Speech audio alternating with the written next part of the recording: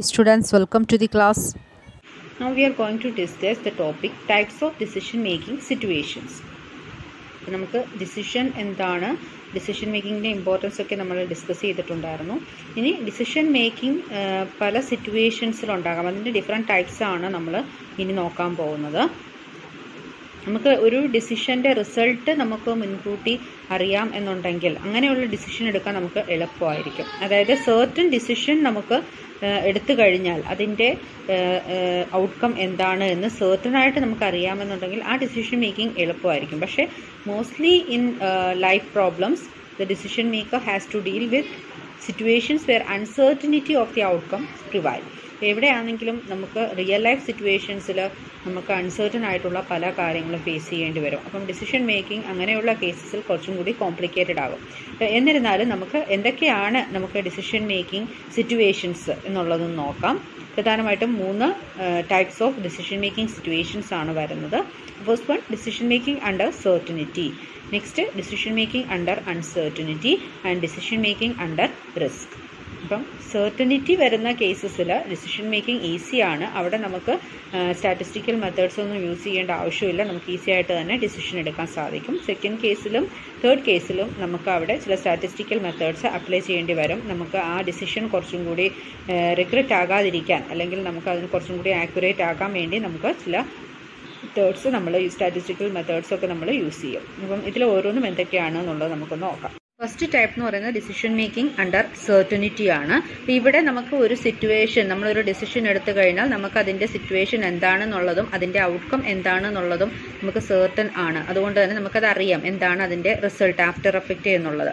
അങ്ങനെയുള്ള decision making സിറ്റുവേഷനെയാണ് നമ്മൾ decision making under certainty എന്ന് പറയുന്നത്. ഫോർ എക്സാമ്പിൾ, നമുക്ക് കുറച്ച് ക്യാഷ് കയ്യിലുണ്ട്. അപ്പോൾ നമ്മൾ അതെവിടെയെങ്കിലും ഇൻവെസ്റ്റ് ചെയ്യാനായിട്ട് ആഗ്രഹിക്കുന്നു. പക്ഷേ ഇൻവെസ്റ്റ് ചെയ്യാൻ നമുക്ക് ഒരുപാട് ഫിനാൻഷ്യൽ ഇൻസ്റ്റിറ്റ്യൂഷൻ ഉണ്ട്. അപ്പോൾ അതിൽ എവിടെ നമ്മൾ ഇൻവെസ്റ്റ്മെൻറ്റ് നടത്തണം എന്നുള്ളത് നമ്മൾ തീരുമാനിക്കുന്നത് എങ്ങനെയായിരിക്കും? On the basis of rate of return. നമുക്ക് എവിടെ നിന്നാണ് കൂടുതൽ റിട്ടേൺ കിട്ടാൻ സാധ്യതയുള്ളത് അവിടെ ആയിരിക്കും നമ്മൾ ഇൻവെസ്റ്റ്മെൻറ്റ് ചെയ്യാനായിട്ട് തീരുമാനിക്കുക. അപ്പോൾ അതായിരിക്കും നമുക്ക് ഏറ്റവും പേ ഓഫ് കിട്ടുന്ന, നമ്മുടെ ഏറ്റവും ഗെയിൻ കൂടിയ ഒരു ഡിസിഷൻ എന്ന് പറയുന്നത്. അപ്പോൾ അവിടെ നമുക്ക് എന്താവശ്യമില്ല, നമുക്ക് അതിൻ്റെ അകത്ത് കൂടുതൽ കൺഫ്യൂഷൻ്റെ ആവശ്യമൊന്നുമില്ല. നമുക്ക് നമ്മുടെ റിസൾട്ട് മുൻകൂട്ടി, അല്ലെങ്കിൽ അതിൻ്റെ സ്റ്റേറ്റ് ഓഫ് നേച്ചർ വളരെ സർട്ടൻ ആണ്.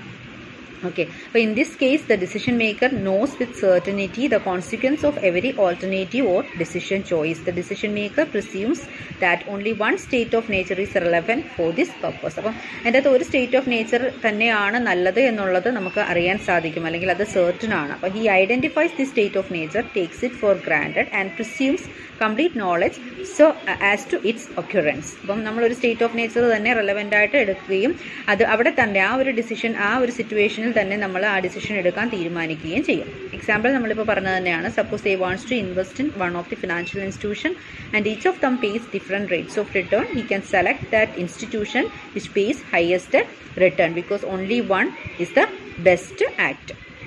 ഓക്കെ, ഇനി അടുത്ത ടൈപ്പ് എന്ന് പറയുന്നത് ഡിസിഷൻ മേക്കിംഗ് അണ്ടർ അൺസർട്ടനിറ്റി ആണ്. അപ്പോൾ അവിടെ അൺസർട്ടനിറ്റി നമ്മൾ മുമ്പേ പറഞ്ഞതുപോലെ നമുക്ക് നമ്മുടെ സ്റ്റേറ്റ് ഓഫ് നേച്ചർ എന്ന് പറയുന്നത് വളരെ ഒരുപാട് സ്റ്റേറ്റ്സ് ഓഫ് നേച്ചർ ഉണ്ടായിരിക്കും, അല്ലെങ്കിൽ ഒരു ഡിസിഷനെ അഫക്റ്റ് ചെയ്യുന്ന ഒരുപാട് കാര്യങ്ങൾ ഉണ്ടാകും. നമുക്കതെല്ലാം ഐഡൻറ്റിഫൈ ചെയ്യാൻ പറ്റണമെന്നില്ല. ഐഡൻറ്റിഫൈ ചെയ്താലും എന്തായിരിക്കും അതിൻ്റെ ഒരു റിസൾട്ട് എന്ന് നമുക്ക് മുൻകൂട്ടി അറിയാൻ സാധിക്കില്ല.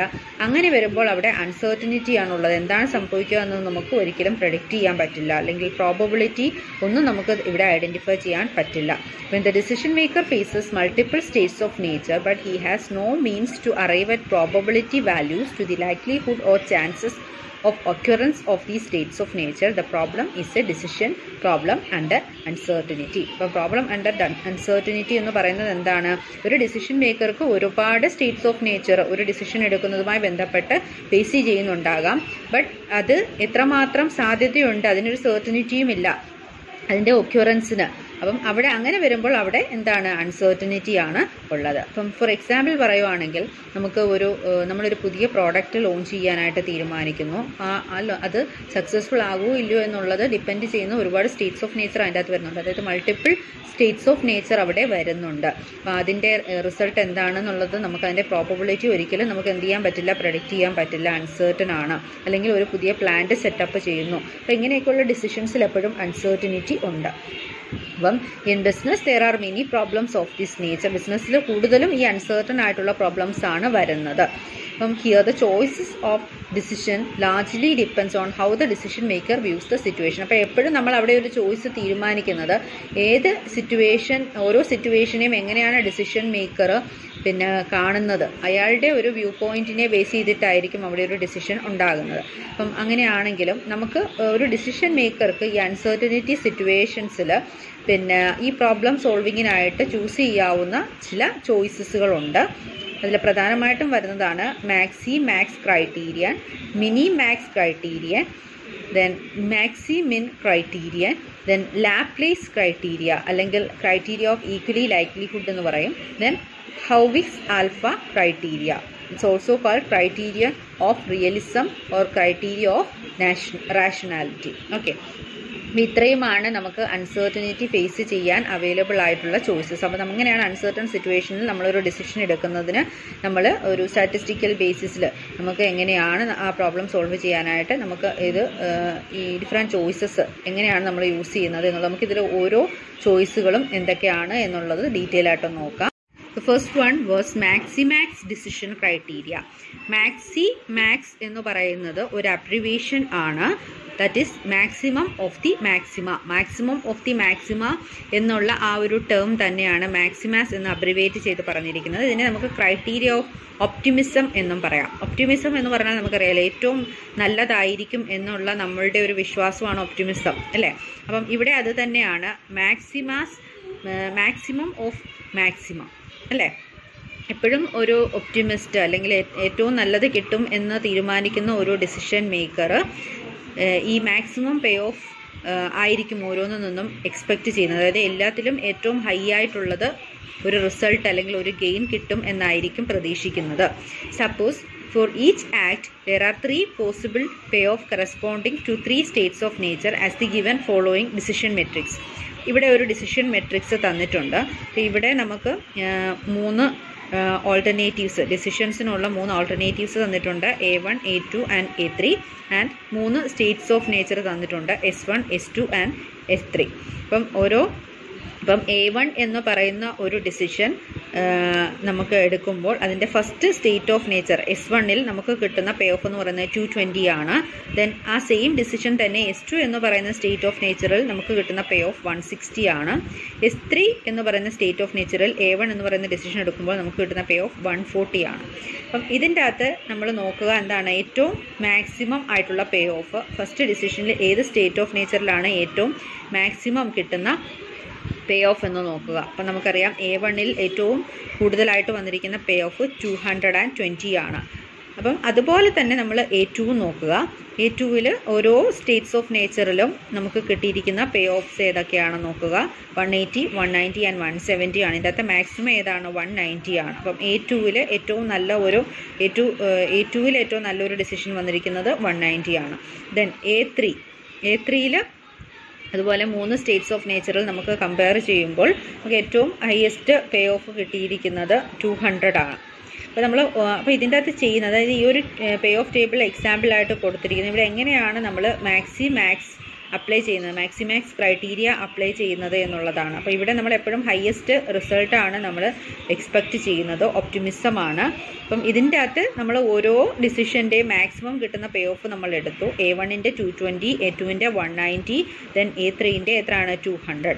അപ്പം ഈ 3 ഡിസിഷൻസിലും ഏറ്റവും ബെസ്റ്റ് ഡിസിഷൻ ഏതാണ് എന്ന് ചോദിച്ചാൽ അതിൻ്റെ അകത്ത് ഏറ്റവും കൂടുതലായിട്ട് പേ ഓഫ് വന്നിരിക്കുന്ന ഡിസിഷൻ ഏതാണോ അതാണ് ബെസ്റ്റ് ഡിസിഷൻ. അപ്പോൾ മാക്സിമം ഓഫ് ദീസ് 3 മാക്സിമംസ് ഈസ് 220, അല്ലേ? A1ൻ്റെ 220 ആണ് ഇതിനകത്ത് ഏറ്റവും ബെസ്റ്റായിട്ട് കിട്ടിയിരിക്കുന്ന പേ ഓഫ് എന്ന് പറയുന്നത്.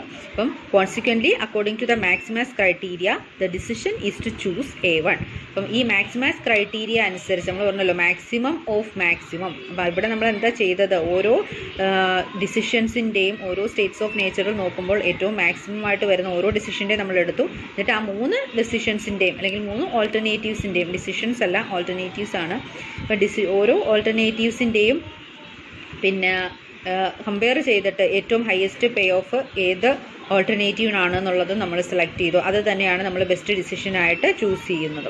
മനസ്സിലായോ? അപ്പോൾ അങ്ങനെയാണ് ഈ മാക്സിമാക്സ് ക്രൈറ്റീരിയ. അപ്പോൾ അൺസർട്ടൺ സിറ്റുവേഷനിൽ നമുക്ക് യൂസ് ചെയ്യാവുന്ന ഒരു ചോയ്സാണ് ഈ മാക്സിമാക്സ് ഡിസിഷൻ ക്രൈറ്റീരിയ എന്ന് പറയുന്നത്. ഓക്കെ, അപ്പോൾ ഇത്രയേ ഉള്ളൂ അതിൻ്റെ ആ ഒരു ലോജിക് എന്ന് പറയുന്നത്.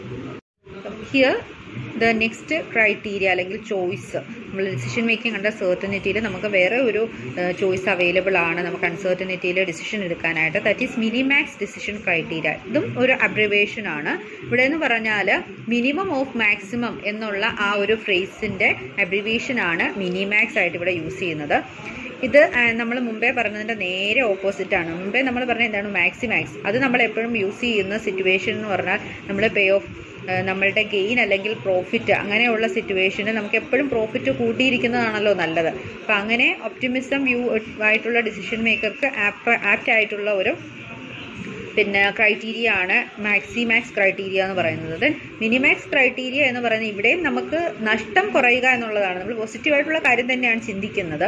പക്ഷേ നമുക്ക് നഷ്ടം ഉണ്ടായിക്കഴിഞ്ഞാൽ അത് ആ നഷ്ടങ്ങളിൽ ഏറ്റവും മിനിമമായിട്ടുള്ള നഷ്ടം നമുക്ക് കൺസിഡർ ചെയ്യണം. അപ്പോൾ നമ്മൾ അങ്ങനെ ഒരു ഡിസിഷൻ എടുക്കേണ്ടി വന്നു കഴിഞ്ഞാൽ നമുക്ക് മാക്സിമം നമുക്ക് നഷ്ടം കുറയ്ക്കാൻ സാധിക്കണം എന്നുള്ളതാണ് ഈ ഒരു മിനിമാക്സ് ഡിസിഷൻ ക്രൈറ്റീരിയയുടെ ലോജിക്ക്. അപ്പം minimax is just opposite to maximax. Application of the minimax criteria requires a table of losses instead of gain. അപ്പോൾ ഞാൻ പറഞ്ഞല്ലോ ഇവിടെ നമ്മൾ ടേബിളിൽ നമുക്ക് ഗെയിൻ അല്ല കാണിച്ചിരിക്കുന്നത്, നമുക്ക് ലോസ് ആണ് കാണിച്ചിരിക്കുന്നത്. Losses are the cost to be incurred or the damages to be suffered for each of the alternative act and states of nature. അപ്പം ഓരോ ആക്റ്റും ഓരോ സ്റ്റേറ്റ് ഓഫ് നേച്ചറുമായിട്ട് നമുക്ക് കൺസിഡർ ചെയ്യുമ്പോൾ നമുക്കുണ്ടാകാവുന്ന കോസ്റ്റ് അല്ലെങ്കിൽ ഡാമേജ് ആണ് നമ്മൾ ഇവിടുത്തെ ടേബിളിൽ കാണിക്കുക. അപ്പോൾ minimax rule minimises the maximum possible loss for each course of action. അപ്പോൾ നമുക്ക് ഓരോ ആൾട്ടർനേറ്റീവ്സും ഓരോ സ്റ്റേറ്റ്സ് ഓഫ് നേച്ചറിലും നമുക്ക് ഉണ്ടാകാവുന്ന അത് രണ്ടും കൂടെ നമ്മൾ നോക്കുമ്പോൾ ആ ഒരു സിറ്റുവേഷനിൽ നമുക്ക് ഉണ്ടാകാവുന്ന ലോസ് നമുക്ക് മാക്സിമം കുറയ്ക്കാൻ സാധിക്കുക. അതാണ് ഈ മിനിമാക്സ് റൂൾ ചെയ്യുന്നത്. The term minimax is an abbreviation of the phrase minimum of the maxima. Under each of the various act there is a maximum loss and the act that is associated with the minimum of the various maximum loss is the act to be undertaken according to the minimax criteria.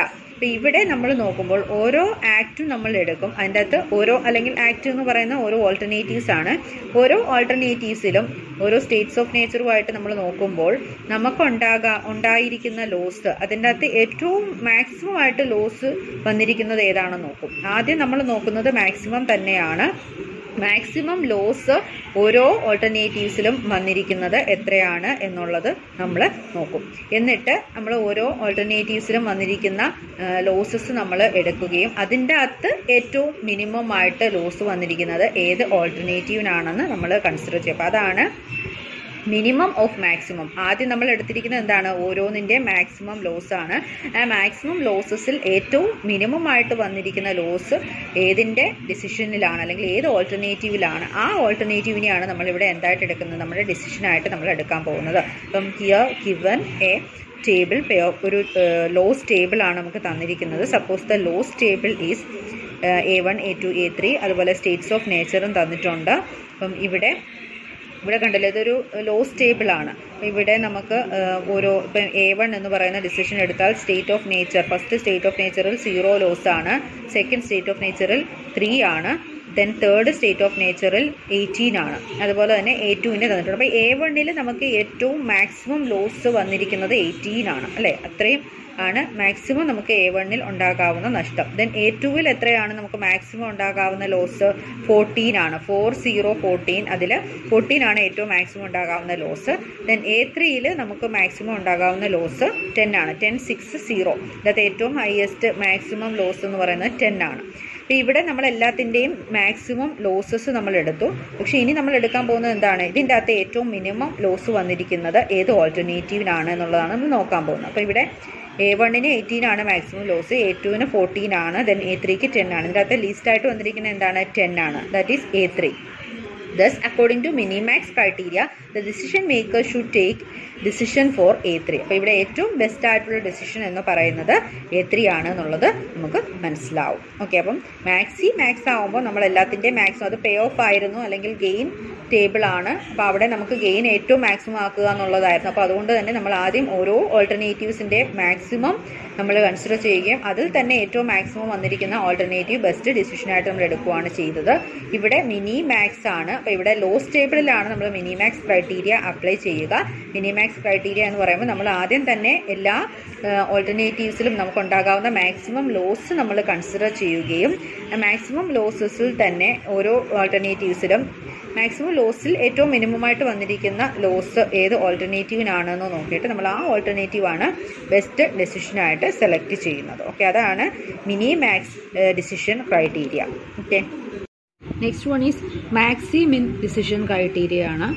Maximin decision criteria എന്ന് പറയുന്നത് ഇതും ഒരു abbreviation ആണ് കേട്ടോ. Maxi മിൻ ആണ്. അപ്പം അതായത് ഇവിടെ എന്താണ്, മിനിമത്തിൽ മാക്സിമം ആണ്.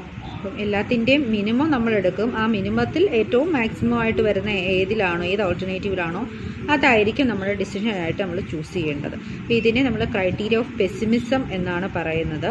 അപ്പം this is also called Waldian criteria. Waldian criteria എന്നും ഇതിനെ നമ്മൾ വിളിക്കാറുണ്ട്.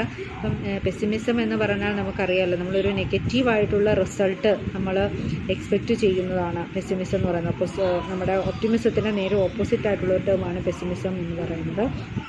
Maximum criteria of decision making stands for choice between alternative courses of action assuming pessimistic view of nature. നമുക്ക് കിട്ടാവുന്ന ഏറ്റവും മോശമായിട്ടുള്ള റിസൾട്ട് നമ്മൾ നോക്കിയിട്ട് അതിൻ്റെ അകത്ത് നമുക്ക് ഏറ്റവും ബെറ്ററായിട്ട് കിട്ടാവുന്ന ഒരു റിസൾട്ട് ഏതാണോ നമ്മൾ അതിലാണ് ഏറ്റവും മോശമായിട്ട് നമുക്ക് കിട്ടാവുന്ന റിസൾട്ടുകൾ തമ്മിൽ കമ്പയർ ചെയ്ത് അതിൻ്റെ അകത്ത് ഏറ്റവും ഭേദമായിട്ടുള്ള റിസൾട്ട് ഏതാണോ അതാണ് നമ്മളിവിടെ ചൂസ് ചെയ്യുന്നത്. അപ്പം taking each act in turn we note the worst possible result, ഏറ്റവും മോശമായിട്ടുള്ള റിസൾട്ടുകൾ നമ്മൾ എടുക്കും. ഇൻ ടേംസ് ഓഫ് പേ ഓഫിൻ്റെ കേസിൽ ഏറ്റവും മോശമായിട്ട് കിട്ടുന്ന റിസൾട്ട് നമ്മൾ എടുക്കുകയും and select the act which maximises the minimum payoff. അതിൻ്റെ അകത്ത് ഏറ്റവും വേസ്റ്റായിട്ട് വന്നിരിക്കുന്നതിൽ ഏറ്റവും പിന്നെന്താണ് മാക്സിമം നമുക്ക് റിസൾട്ട് തരുന്നത്, വേസ്റ്റ് സിറ്റുവേഷൻസിൽ തന്നെ അല്ലെങ്കിൽ വേസ്റ്റ് ഓൾട്ടർനേറ്റീവ്സിൽ തന്നെ നമുക്ക് ഏറ്റവും ഭേദമായിട്ട് റിസൾട്ട് തന്നിരിക്കുന്ന ഏതാണോ ആ ഒരു ഡിസിഷനാണ് നമ്മളിവിടെ സെലക്ട് ചെയ്യുന്നത്. ഓക്കെ, ഇപ്പോൾ ഇവിടെ ഒരു പേ ഓഫ് ടേബിൾ തന്നിട്ടുണ്ട്. പേ ഓഫ് ടേബിളിൽ നമുക്കറിയാം നെഗറ്റീവ് കാണിച്ചിരിക്കുന്നത് എന്താണ്, നമ്മുടെ മൈനസ് വാല്യൂ ആണ്. അതായത് അത്രയും നമുക്ക് പേ ഓഫ് ടേബിൾ ആകുമ്പോൾ നമ്മുടെ ഗെയിൻസ് ആണ്. അപ്പം ഗെയിൻസ് അത്രയും കുറഞ്ഞിരിക്കുന്നതായിട്ടാണ്, ലോസ് ആയിട്ടാണ് ഈ നെഗറ്റീവ് വാല്യൂസ് കാണിച്ചിരിക്കുന്നത്. അപ്പോൾ ഇതിൻ്റെ അകത്ത് നമ്മൾ ഫസ്റ്റ് ചെയ്യേണ്ടത് മിനിമാക്സ് ക്രൈറ്റീരിയയിൽ മിനിമാക്സ് അല്ല മാക്സിമിൻ ക്രൈറ്റീരിയയിൽ നമ്മൾ ഫസ്റ്റ് സെലക്ട് ചെയ്യുന്നത് ഓരോ ഓൾട്ടർനേറ്റീവ്സിൻ്റെയും ഏറ്റവും വേസ്റ്റ് ആയിട്ടുള്ള റിസൾട്ട് ഏതാണോ അതാണ്. അപ്പം ഏറ്റവും വേസ്റ്റ് ആയിട്ടുള്ളതെന്ന് പറയുന്നത് പേ ഓഫ് ഏറ്റവും കുറഞ്ഞിരിക്കുന്നതാണ് ഏറ്റവും വേസ്റ്റ് ആയിട്ടുള്ളത്. ദാറ്റ് ഈസ് ഏറ്റവും മിനിമം. ഇതിൻ്റെ അകത്ത് ഏറ്റവും മിനിമം വാല്യൂ എന്ന് പറയുന്നത് ഏതാണ്, ഈ ഒരു A1ൻ്റെ ഡിഫറൻറ്റ് സ്റ്റേറ്റ്സ് ഓഫ് നേച്ചർ നോക്കുമ്പോൾ ഏറ്റവും മിനിമം ആയിട്ട് വന്നിരിക്കുന്ന വാല്യൂ -80 ആണ് അല്ലേ, -30 75 അങ്ങനെ ഇത്രയും പിന്നെ വന്നിരിക്കുന്നതിൽ പേ ഓഫ്സ് വന്നിരിക്കുന്നതിൽ ഏറ്റവും മിനിമം വാല്യൂ എന്ന് പറയുന്നത് -80 ആണ്. ദെൻ A2ൻ്റെ ഏറ്റവും മിനിമം വാല്യൂ നോക്കുക, ഏറ്റവും മിനിമം വാല്യൂ എത്രയാണ്, -60 ആണ്. ദെൻ A3ൻ്റെ ഏറ്റവും മിനിമം വാല്യൂ എന്ന് പറയുന്നത് -20 ആണ്. അപ്പം നമ്മൾ ആദ്യം തന്നെ എടുത്തിരിക്കുന്നത് നമ്മളുടെ ഓരോ ആൾട്ടർനേറ്റീവ്സിലും ഏറ്റവും വേസ്റ്റായിട്ട് വരാവുന്ന റിസൾട്ടുകളാണ്. അപ്പം അതായത് എല്ലാത്തിൻ്റെയും മിനിമം ആണ് നമ്മൾ എടുത്തിരിക്കുന്നത്. അപ്പോൾ ആദ്യം തന്നെ ഓരോന്നിൻ്റെ മിനിമം നമ്മൾ എടുത്തു. ഇനി നമ്മൾ നോക്കാൻ പോകുന്ന ഈ മിനിമത്തിലെ ഏറ്റവും മാക്സിമം ആയിട്ട് വന്നിരിക്കുന്നത് ഏതാണ് എന്നുള്ളതാണ്. ഓക്കെ, അപ്പം ദ ആക്ട് A3 ആണ്. A3ക്ക് എത്രയാണ്, -20. ഇതിൻ്റെ അകത്ത് ഏറ്റവും മാക്സിമം ഉള്ളത് ഏതാണ്, അല്ലെങ്കിൽ ഏറ്റവും ലാർജ് ആയിട്ടുള്ള വാല്യൂ ഏതാണ്, ഈ മിനിമം വാല്യൂസിൽ ഏറ്റവും മാക്സിമം ആയിട്ടുള്ള വാല്യൂ -80 ഏറ്റവും കുറഞ്ഞ വാല്യൂ ആണ്, -60 ഏറ്റവും അതിനേക്കാളും കുറച്ചും കൂടി ഹയസ്റ്റ് വാല്യൂ ആണ്, -20 എന്ന് പറയുന്നതാണ് ഏറ്റവും മാക്സിമം ആയിട്ടുള്ള വാല്യൂ. അപ്പം ഈ മിനിമം ഓരോന്നിൻ്റെയും എടുത്തതിൽ ഏറ്റവും മാക്സിമം വന്നിരിക്കുന്നത് A3ക്കാണ്. A3ക്കാണ് -20 വന്നിരിക്കുന്നത്. അതാണ് ഇതിൻ്റെ അകത്ത് ഏറ്റവും ഭേദപ്പെട്ട ഒരു ഏറ്റവും കുറഞ്ഞ ലോസ് കുറഞ്ഞ ഒരു ഓൾട്ടർനേറ്റീവ് നമുക്ക് മനസ്സിലാക്കാം. അപ്പം ഇവിടെ നമ്മൾ എന്താണ് ആദ്യം ചെയ്തത്, ആദ്യം നമ്മൾ ഓരോ ഓൾട്ടർനേറ്റീവ്സിൻ്റെയും മിനിമം ആയിട്ടുള്ള വാല്യൂസ് നമ്മൾ എടുക്കുകയും അതിൽ ഏറ്റവും മാക്സിമം ആയിട്ടുള്ള ഡിസിഷൻ ആൾട്ടർനേറ്റീവിനെ നമ്മൾ ബെസ്റ്റ് ഡിസിഷനായിട്ട് സെലക്ട് ചെയ്യുകയാണ് ചെയ്യുന്നത്. ഓക്കെ, അപ്പോൾ നമുക്ക് ഈ ടേം വെച്ചിട്ട് തന്നെ നമുക്ക് ഓരോന്നും ഐഡൻറ്റിഫൈ ചെയ്യാനായിട്ട് എളുപ്പമായിരിക്കും. അപ്പോൾ അതാണ് മാക്സിമിൻ ഡിസിഷൻ ക്രൈറ്റീരിയ എന്ന് പറയുന്നത്. ഡിസിഷൻ മേക്കിംഗ് അണ്ടർ അൺസർട്ടനിറ്റിയിൽ നമുക്ക് വരുന്ന അടുത്തൊരു ചോയ്സാണ് ലാപ്ലേസ് ക്രൈറ്റീരിയ. ലാപ്ലേസ് ക്രൈറ്റീരിയയിൽ നമുക്ക് പിന്നെ എന്താണ് നമ്മളുടെ ആ ഒരു റിസൾട്ട് എന്നുള്ളത് നമുക്ക് അറിഞ്ഞൂടല്ലോ, നമുക്കതിനെക്കുറിച്ച് പ്രത്യേകിച്ച് ഇൻഫർമേഷൻ ഒന്നുമില്ല, അൺസേർട്ടൺ ആണ്. ഇവിടെ നമ്മളൊരു പ്രോബബിലിറ്റി അപ്ലൈ ചെയ്തുകൊണ്ട് ഓരോ ഓൾട്ടർനേറ്റീവിലും എത്രയാണ് നമുക്ക് കിട്ടാവുന്ന പേ ഓഫ് ആണെന്നുണ്ടെങ്കിൽ എത്രയാണെന്നുള്ളത് നമ്മൾ ആ പ്രോബബിലിറ്റിയെ ബേസ് ചെയ്തുകൊണ്ട് ഐഡൻറ്റിഫൈ ചെയ്യുകയും അതിൻ്റെ അകത്ത് ഏറ്റവും ബെസ്റ്റ് പേ ഓഫ് ഏതാണോ ആ ഒരു ഡിസിഷനെ നമ്മൾ ചൂസ് ചെയ്യുകയാണ് ചെയ്യുന്നത്. അപ്പം as a decision maker has no information about the occurrence of various events, the decision maker makes a simple assumption that each probability is equally likely. അതായത് ഇവിടെ നമുക്ക് കൃത്യമായിട്ട് ഒന്നിൻ്റെയും ഒരു സാധ്യതയും നമുക്ക് അൺസർട്ടൺ ആയതുകൊണ്ട് തന്നെ ഒന്നിനെയും നമുക്ക് പ്രെഡിക്റ്റ് ചെയ്യാൻ പറ്റില്ല. ആ സിറ്റുവേഷനിൽ നമ്മൾ എന്ത് ചെയ്യുന്നു, എല്ലാ പ്രോബബിലിറ്റിക്കും ഈക്വൽ ചാൻസ് ആണ്, അല്ലെങ്കിൽ എന്താണ് ഈക്വലി ലൈക്ലി, എല്ലാം നമുക്ക് ഒരേപോലെ തന്നെ സംഭവിക്കാൻ സാധ്യതയുണ്ട്. ഈക്വൽ ചാൻസ് ആണ് നമുക്ക് ഓരോ നമുക്ക് കിട്ടാവുന്ന റിസൾട്ടിനെയും നമ്മൾ കൺസിഡർ ചെയ്യുന്നത്. അപ്പം ഇപ്പോൾ നമുക്ക് ആക്ച്വൽ റിസൾട്ട് ഉണ്ടാവും, ആ ആക്ച്വൽ റിസൾട്ടുമായിട്ട് നമ്മൾ എന്ത് ചെയ്യുന്നു, നമ്മൾ ആ പ്രോബബിലിറ്റിയുമായിട്ട് കമ്പയർ ചെയ്ത് അല്ലെങ്കിൽ പ്രോബബിലിറ്റിയുമായിട്ട് നമ്മൾ മൾട്ടിപ്ലൈ ചെയ്ത് നമുക്ക് കിട്ടുന്ന ഏറ്റവും ബെസ്റ്റ് പേ ഓഫ് ഏതാണോ അത് ഏത് ഓൾട്ടർനേറ്റീവിനാണ് ആ ബെസ്റ്റ് പേ ഓഫ് കിട്ടിയിരിക്കുന്നത്, അതിനെ നമുക്ക് എന്ത് ചെയ്യാം, ബെസ്റ്റ് ഡിസിഷനായിട്ട് സെലക്ട് ചെയ്യാം. The expected payoff is work out on the basis of these probability എന്ന് പറയുന്നത് ഈക്വൽ ചാൻസ് ബേസ് ചെയ്താണ് നമ്മൾ പ്രോബബിലിറ്റി കൺസിഡർ ചെയ്യുന്നത്. ഇപ്പം 3 ഓൾട്ടർനേറ്റീവ്സ് ഉണ്ടെന്നുണ്ടെങ്കിൽ അതിനെല്ലാം തന്നെ നമുക്ക് കിട്ടാവുന്ന പ്രോബബിലിറ്റി 1/3 ആയിരിക്കും. കാര്യം ഇതിൽ ഏത് വേണമെന്നുണ്ടെങ്കിലും നമുക്ക് വരാം, ഈക്വലി ലൈക്ലി ആണ്, ഒരേപോലെ തന്നെ നമുക്ക് വരാനുള്ള സാധ്യതയുണ്ട്. അതുകൊണ്ട് തന്നെ എക്സാമ്പിൾ 3 ഓൾട്ടർനേറ്റീവ്സ് ആണെന്നുണ്ടെങ്കിൽ 1/3 വരും. ദെൻ 3 ഓൾട്ടർനേറ്റീവ്സ് ആണെന്നുണ്ടെങ്കിൽ 1/4 വരും. ഇവിടെ ഒരു എക്സാമ്പിൾ കൊടുത്തിട്ടുണ്ട്. The act having maximum expected payoff നമ്മൾ സെലക്ട് ചെയ്യാൻ പോവുകയാണ്. നമുക്ക് എക്സ്പെക്റ്റഡ് പേ ഓഫ് ഏറ്റവും മാക്സിമം കിട്ടുന്ന പേ ഓഫ് നമ്മൾ പ്രോബബിലിറ്റി ബേസ് ചെയ്ത് നമ്മൾ കണ്ടുപിടിക്കാൻ പോവുകയാണ്. ഇവിടെ നമുക്ക് 3 ആക്റ്റുകൾ തന്നിട്ടുണ്ട്, അതുപോലെ തന്നെ നമ്മുടെ സ്റ്റേറ്റ്സ് ഓഫ് നേച്ചറും തന്നിട്ടുണ്ട്. അപ്പം ഇവിടെ നമ്മൾ വി അസോസിയേറ്റ് ഈക്വൽ പ്രോബബിലിറ്റി ആയതുകൊണ്ട് തന്നെ പ്രോബബിലിറ്റി എത്രയായിരിക്കും, 1/3 ആണ്. കാര്യം 3 ഓൾട്ടർനേറ്റീവ്സ് ഉള്ളതുകൊണ്ട് തന്നെ അതിൻ്റെ പ്രോബബിലിറ്റി 1/3 ആണ്. എല്ലാത്തിനും ഒരേപോലെ തന്നെയുള്ള സാധ്യതയാണ് ഉള്ളത്. അപ്പോൾ 1/3 ആണ്. So the expected payoff ഇവിടെ നമ്മൾ എങ്ങനെയാണ് കണ്ടുപിടിക്കുന്നത്, averages of payoffs under each state. A1ൻ്റെ എക്സ്പെക്റ്റഡ് പേ ഓഫ് നമ്മൾ കണ്ടുപിടിക്കുന്നത് ഈക്വൽ ചാൻസ് ആണല്ലോ ഓരോന്നിനും. അപ്പം 20 + 25 + 30 20 + 25 + 30 ഡിവൈഡഡ് ബൈ 3 ആണ്. എല്ലാത്തിനും ഒരേപോലെ സാധ്യതയാണുള്ളത്. അപ്പം അങ്ങനെ നോക്കുമ്പോൾ നമുക്ക് കിട്ടുന്നത് 75 ഡിവൈഡഡ് ബൈ 3 ദാറ്റ് ഈസ് 25. അപ്പം A1ന് നമുക്ക് കിട്ടാവുന്ന പേ ഓഫ് എന്ന് പറയുന്നത് 25 ആണ്. ദെൻ A2ൻ്റെയും അതുപോലെ തന്നെ 12 + 15 + 20 divided by 3 that is 47 divided by 3 15.67 ആണ്. ദെൻ A3യുടെ എന്താണ് 25 + 30 + 22 divided by 3 that is 77 divided by 3 ആണ്. ഓക്കെ, അപ്പം 25.67 ആണ്. അപ്പം ഇവിടെ നമുക്ക് ഏറ്റവും ഹയസ്റ്റ് പേ ഓഫ് കിട്ടിയിരിക്കുന്നത്, നമ്മൾ പ്രോബബിലിറ്റി വെച്ച് നോക്കുമ്പോൾ ഏറ്റവും ഹയസ്റ്റ് പേ ഓഫ് കിട്ടിയിരിക്കുന്നത് A3 എന്ന് പറയുന്ന ഓൾട്ടർനേറ്റീവിനാണെന്നുള്ളത് മനസ്സിലാക്കാം. സോ അതാണ് നമ്മുടെ ഏറ്റവും ഒപ്റ്റിമൽ ആയിട്ടുള്ള ഓൾട്ടർനേറ്റീവ് അല്ലെങ്കിൽ ആക്ട് എന്നുള്ളത് നമുക്ക് ഐഡൻറ്റിഫൈ ചെയ്യാൻ സാധിക്കും. അപ്പം ഇത്ര ഓൾട്ടർനേറ്റീവ്സ് വരുന്നുണ്ടോ അതിനെ ബേസ് ചെയ്തുകൊണ്ട് നമ്മളൊരു പ്രോബബിലിറ്റി തീരുമാനിക്കുകയും ആ പ്രോബബിലിറ്റി വെച്ചിട്ട് നമ്മളുടെ ആ ആവറേജ് നമ്മളെടുത്തിട്ട് അതിനെ ബേസ് ചെയ്തുകൊണ്ട് ഏറ്റവും ബെസ്റ്റായിട്ട് നമുക്ക് കിട്ടുന്ന പേ ഓഫിനെ നമ്മളുടെ ഡിസിഷനായിട്ട് പേ ഓഫ് കിട്ടുന്ന ഓൾട്ടർനേറ്റീവിനെ നമ്മൾ ആ ബെസ്റ്റ് ഡിസിഷനായിട്ട് നമ്മൾ സെലക്ട് ചെയ്യുകയാണ് ഇവിടെ നമ്മൾ ചെയ്യുന്നത്. ഓക്കെ, നെക്സ്റ്റ് ഡിസിഷൻ ക്രൈറ്റീരിയ ആണ് Hurwicz alpha criteria. Harvey's alpha criteria is a combination of maximin criteria and maximax criteria.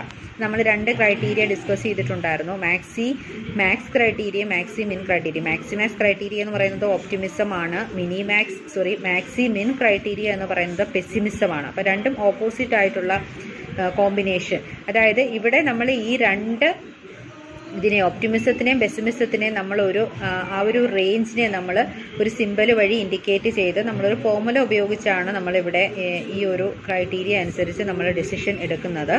അപ്പം in this method the decision maker's degree of optimism is represented by alpha. Alpha എന്ന് പറയുന്ന ഒരു സിമ്പലാണ് നമ്മൾ ഒപ്റ്റിമിസത്തിൻ്റെ എത്രമാത്രം optimism ഉണ്ട്, എത്ര percentage optimism ഉണ്ട് എന്നുള്ളത് ഇൻഡിക്കേറ്റ് ചെയ്യുന്നത് ആൽഫ എന്ന് പറയുന്ന ഒരു സിമ്പൽ ഉപയോഗിച്ചാണ്.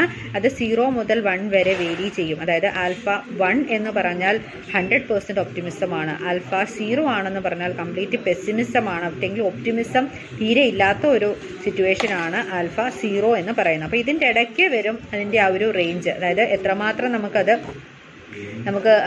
പിന്നെ നമ്മൾ ഉദ്ദേശിക്കുന്ന റിസൾട്ട് കിട്ടാനുള്ള സാധ്യത, നമുക്ക് ഹയസ്റ്റ് പേ ഓഫ് കിട്ടാനുള്ള സാധ്യത എത്രമാത്രം ഉണ്ട് എന്നുള്ളതാണ് ആൽഫയിലൂടെ ഇൻഡിക്കേറ്റ് ചെയ്യുന്നത്. പിന്നെ അതുപോലെ തന്നെ ആൽഫ എന്ന് പറയുന്ന വാല്യൂ നമ്മൾ എടുക്കുന്നത്, ആൽഫേൻ്റെ വാല്യൂ നമ്മൾ എടുക്കുന്നത് നമുക്ക് ഓരോന്നിൻ്റെയും ഡി വാല്യൂസ് നമ്മൾ കണ്ടുപിടിക്കേണ്ടി വരും. നമുക്ക് ഡിഫറെൻറ്റ് ഓൾട്ടർനേറ്റീവ്സ് ഉണ്ടാകും. ഇപ്പോൾ 3 ഓൾട്ടർനേറ്റീവ്സ് ഉണ്ട്, അല്ലെങ്കിൽ 3 ആക്സുകൾ സ്ട്രാറ്റജീസ് ഉണ്ട് എന്നുണ്ടെങ്കിൽ അതുപോലെ തന്നെ നമ്മൾ അതിൻ്റെ ഓരോന്നിൻ്റെയും ഡി വാല്യൂസ് കണ്ടുപിടിക്കണം. ഡി എന്ന് പറയുന്നത് നോക്കിയിട്ടാണ്, ഡീൻ്റെ വാല്യൂ നോക്കിയിട്ടാണ് നമ്മൾ അവിടെ ഏതാണ് ബെസ്റ്റ് ആക്ട് അല്ലെങ്കിൽ ബെസ്റ്റ് സ്ട്രാറ്റജി എന്ന് സെലക്ട് ചെയ്യുന്നത്. ഓക്കെ, അപ്പം ഡീൻ്റെ ഫോർമുല എന്ന് പറയുന്നത് D is equal to alpha M I plus 1 - alpha into M I ആണ്. ഇവിടെ DI എന്ന് പറയുന്നത് എത്രാമത്തെ സ്ട്രാറ്റജി ആണ് എന്നുള്ളതാണ് ഐ എന്നുള്ളതുകൊണ്ട് ഉദ്ദേശിക്കുന്നത്. ഇപ്പം A1 ആണെന്നുണ്ടെങ്കിൽ അതിൻ്റെ ഫസ്റ്റ് സ്ട്രാറ്റജിയാണ്. അപ്പോൾ നമ്മൾ A1ൻ്റെ D1 വാല്യൂ ആണ് കണ്ടുപിടിക്കുന്നത്. അപ്പോൾ A1 ആണെന്നുണ്ടെങ്കിൽ അതിൻ്റെ D വാല്യൂ ആണ് കണ്ടുപിടിക്കുന്നതെന്നുണ്ടെങ്കിൽ അത് D1 ആയിരിക്കും. ഇപ്പം D1 ഐയുടെ പ്ലേസിൽ നമ്മൾ 1 ഇട്ട് കഴിഞ്ഞാൽ D1 is equal to alpha M1. അപ്പം M1 എന്നതുകൊണ്ട് ഉദ്ദേശിക്കുന്നത് മാക്സിമം പേ ഓഫ് ആണ്.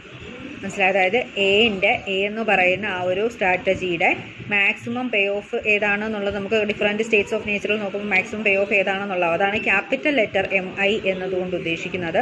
ഫസ്റ്റ് ഓൾട്ടർനേറ്റീവ് ആണെന്നുണ്ടെങ്കിൽ ഐയുടെ പ്ലേസിൽ 1 ആയിരിക്കും. Maximum pay of then plus 1 - alpha. Alpha നമ്മൾ പറഞ്ഞല്ലോ 0 മുതൽ 1 വരെ ഉള്ളത്, അത് 0.1 ആകാം, 0.2 ആകാം, 0.3 ആകാം, അങ്ങനെ ആ ഒരു റേഞ്ച് പോകും, 1 വരെയുള്ള റേഞ്ച് വരും.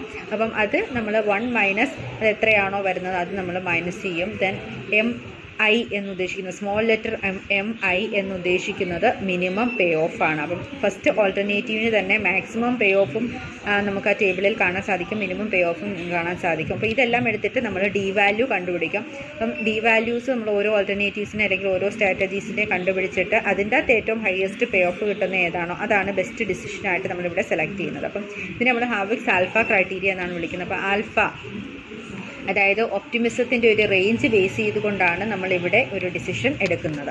അപ്പോൾ the strategy with the highest D value will be chosen. The decision maker will specify the value of alpha depending upon his level of optimism. അപ്പം ഇവിടെ ആൽഫാൻ്റെ വാല്യൂ, അതായത് അയാൾക്ക് എത്രമാത്രം ഡിഗ്രി ഓഫ് ഒപ്റ്റിമിസം ഉണ്ട്, എത്ര പെർസെൻറ്റേജ് ഉണ്ട് എന്നുള്ളത് ഡിസിഷൻ മേക്കറാണ് തീരുമാനിക്കുന്നത്. ഡിസിഷൻ മേക്കർക്ക് എത്രമാത്രം ഇത് വരാൻ നമുക്ക് ഹയസ്റ്റ് പേ ഓഫ് കിട്ടാനുള്ള സാധ്യത എത്രമാത്രം ഉണ്ട് എന്നുള്ളത് അയാൾ തീരുമാനിക്കുന്നതാണ്. ഇപ്പോൾ ഇവിടെ ഒരു എക്സാമ്പിൾ കൊടുത്തിട്ടുണ്ട്.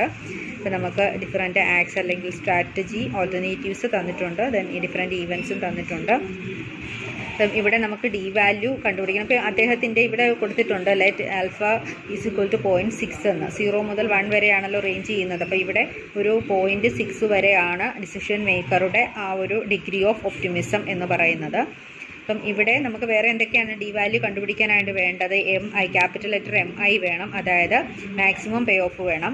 അപ്പോൾ നമ്മൾ ഫസ്റ്റ് ആക്ട് എന്ന് പറയുന്നത് A1 ആണ്. അപ്പോൾ അത് നമ്മൾ D1 കണ്ടുപിടിക്കണമല്ലോ, A1ൻ്റെ D1 കണ്ടുപിടിക്കണം. Here we have to find out DI values അല്ലേ. DI വാല്യൂസ് കണ്ടുപിടിക്കുമ്പോൾ ഫസ്റ്റ് തന്നെ നമ്മൾ A1ൻ്റെ ഡി വാല്യൂ കണ്ടുപിടിക്കണം. അപ്പം DI എന്ന് പറയുന്നത് ഇവിടെ A1 ആയതുകൊണ്ട് തന്നെ D1 ആണ്. D1 is equal to alpha നമുക്ക് തന്നിട്ടുണ്ട് 0.6 ആണ്. 0.6 ഇൻറ്റു ക്യാപിറ്റൽ ലെറ്റർ MI എടുത്ത് ഇവിടെ നമ്മൾ ഫസ്റ്റ് ഡിസിഷൻ്റെ ആണ് നോക്കുന്നത്, അതുകൊണ്ട് M1, അതായത് maximum pay of A1. Maximum pay of A1 എത്രയാണ്? ഇതിൻ്റെ അകത്ത് ഏറ്റവും മാക്സിമം ദറ്റ് ഈസ് 30 ആണ്. അപ്പം D1 is equal to alpha 0.6 into capital letter MI, that is maximum payoff of A1 plus അടുത്ത എന്താണ് 1 minus alpha 1 minus 0.6 അല്ലേ, alpha 0.6 ആണല്ലോ, into small letter MI, that is minimum payoff of first decision. അപ്പം ഇവിടെ I എന്ന് പറയുന്നത് 1 ആണ്. അപ്പം ഇതിൻ്റെ മിനിമം പേ ഓഫ് എത്രയാണ്? 20 ആണ്. അപ്പോൾ അവിടെ 20 അപ്ലൈ ചെയ്തേക്കാം. അപ്പം ഈ ഡീൻ്റെ ഫോർമുല നമ്മൾ കറക്റ്റ് അപ്ലൈ ചെയ്തിട്ട് നമുക്ക് അതിൻ്റെ വാല്യൂ കണ്ടുപിടിക്കാനായിട്ട് സാധിക്കും. സിമിലർലി നമുക്ക് A2-ൻ്റെയും എന്ത് കണ്ടുപിടിക്കാം? D2 വാല്യൂ കണ്ടുപിടിക്കാം. അതേ ഫോർമുല തന്നെ ഇവിടെ അപ്ലൈ ചെയ്യുക. ഇവിടെയും നമ്മുടെ മാക്സിമം പേ ഓഫും മിനിമം പേ ഓഫും എടുക്കണം. Maximum payoff here is 20 and minimum payoff here is 12. Same like A3-യുടെയും നമുക്ക് D3 വാല്യൂ കണ്ടുപിടിക്കാനായിട്ട് സാധിക്കും. ഇതിൻ്റെ അകത്ത് ഏറ്റവും ഡി വാല്യൂസ് നമ്മൾ കമ്പയർ ചെയ്ത് നോക്കുക. ഏറ്റവും ഹയസ്റ്റ് ആയിട്ട് ഡി വാല്യൂ വന്നിരിക്കുന്നത് ഏതിനാണോ അതാണ് ബെസ്റ്റ് ഡിസിഷനായിട്ട് നമ്മൾ എടുക്കേണ്ടത്. ഇപ്പോൾ ഇവിടെ നമ്മൾ 3-ൻ്റെയും ഫോർമുല അപ്ലൈ ചെയ്ത് നമുക്ക് കാൽക്കുലേറ്റ് കിട്ടിയപ്പോൾ ഉള്ള വാല്യൂസിൽ മാക്സിമം വന്നിരിക്കുന്നത് 26.8 ആണ്. So we can take D3 as the best decision. Sorry, D3 അല്ല, D3 വന്നിരിക്കുന്ന വാല്യൂ കിട്ടിയിരിക്കുന്നത് A3-ക്കാണ്. അപ്പം A3 ഈസ് ദ ബെസ്റ്റ് ഡിസിഷനായിട്ട് നമുക്ക് അല്ലെങ്കിൽ ഓൾട്ടർനേറ്റീവായിട്ട് നമുക്ക് സെലക്ട് ചെയ്യാം. അപ്പോൾ ഇങ്ങനെയാണ് നമ്മൾ ഈ ഒരു ഹാർവിക്സ് ആൽഫ ക്രൈറ്റീരിയ ഉപയോഗിച്ച് നമ്മളൊരു ഡിസിഷൻ എടുക്കുന്നത്. അപ്പം ഇനി ഇത് വെച്ചിട്ട് ഈ ഡിഫറെൻറ്റ് മെത്തേഡ്സ് ഉപയോഗിച്ചിട്ട് നമുക്ക് എന്ത് ചെയ്യാം? പ്രോബ്ലംസ് സോൾവ് ചെയ്യാം.